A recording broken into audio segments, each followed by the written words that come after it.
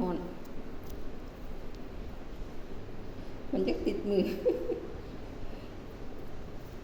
อ่อนดีปดขอบใจเด้อน้องพี่น้องคนฟ้ามากินเขาเข้ากับพี่น้องทำมือเปลืองให้อันนี้กันลูกออกมาให้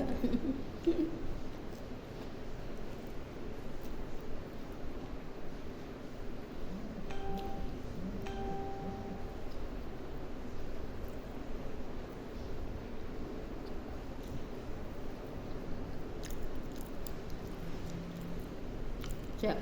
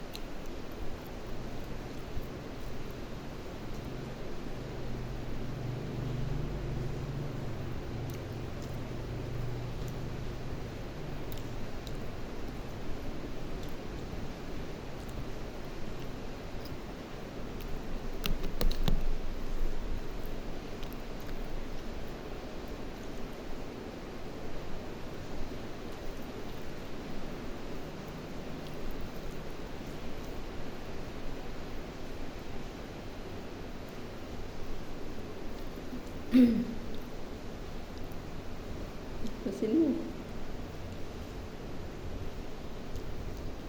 จบเนาะ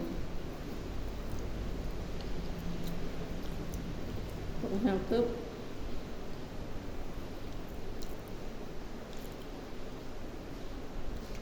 สักไข่พร้อมไหมเนี่ยจับ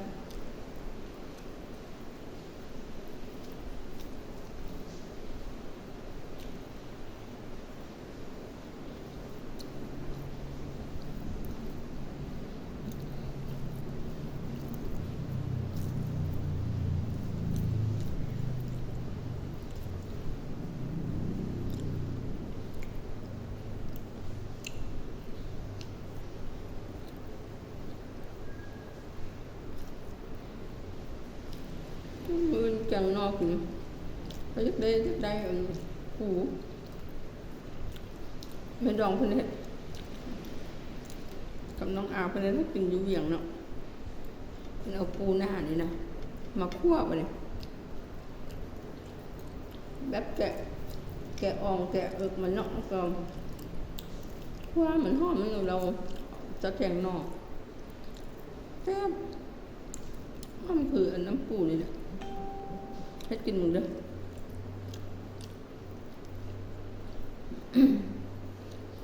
เป็นปูแป้งปูนี่ก็คือใจคือแห้งนี่แซ่บนะปูแป้ง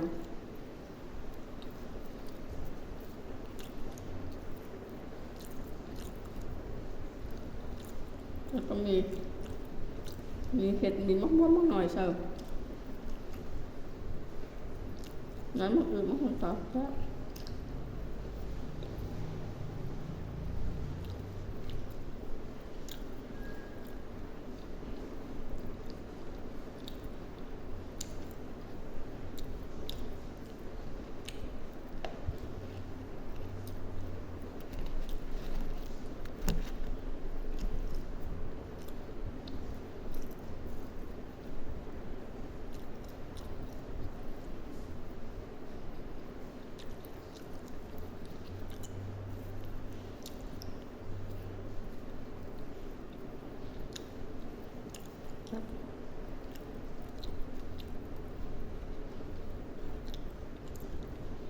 มันใส่กิน